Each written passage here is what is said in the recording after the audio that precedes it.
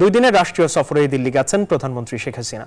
সন্ধ্যায় ভারতের পররাষ্ট্রমন্ত্রী এস জয়শঙ্কর সাক্ষাৎ করেছেন সফররত প্রধানমন্ত্রী শেখ হাসিনার সাথে।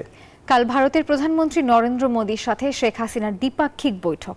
এতে গঙ্গা চুক্তি নবায়ন, যোগাযোগ এবং সামরিক সহযোগিতা খাতসহ তিস্তা ইস্যুতেও শনিবার আলোচনা হতে পারে বলে ধারণা করা হচ্ছে।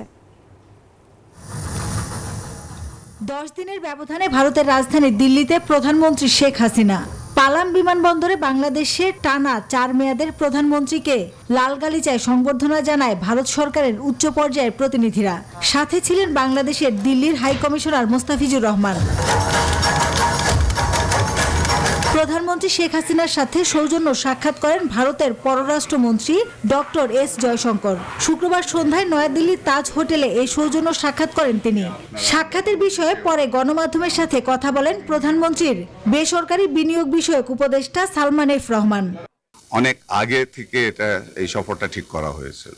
তারপর আমাদের নির্বাচন আসলো, আবার ওনাদেরও নির্বাচন চলে আসলো। এখন নির্বাচন শেষ হওয়ার পরে তখন বলা হলো যে ওনারা এটা করবেন।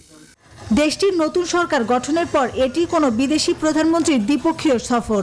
সূচি অনুযায়ী শনিবার দুই প্রধানমন্ত্রী আনুষ্ঠানিক দ্বিপক্ষীয় বৈঠকে বসবেন দিল্লির হায়দ্রাবাদ হাউসে। এতে গঙ্গা চুক্তি নবায়ন, যোগাযোগ এবং সামরিক সহযোগিতা খাত সহ তিস্তা ইস্যুতেও আলোচনা হতে পারে।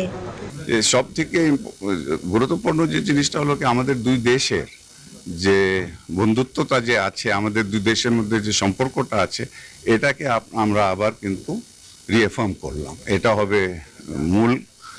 আর আমাদের বাইল্যাটারালি অনেকগুলি কাজগুলি যেটা চলতেছে সেটা রিভিউ হবে এবং ভবিষ্যতে আমরা কিভাবে এটাকে এগিয়ে নিয়ে যেতে পারি সে সম্বন্ধে কথা।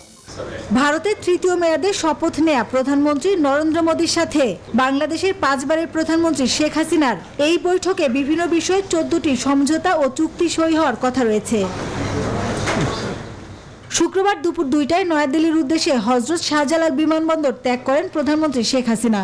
2 দিনের এই সফর শেষে শনিবার রাতে তার দেশে ফেরার কথা রয়েছে। মাসুদা লাবনী, নিউজ 24, ঢাকা।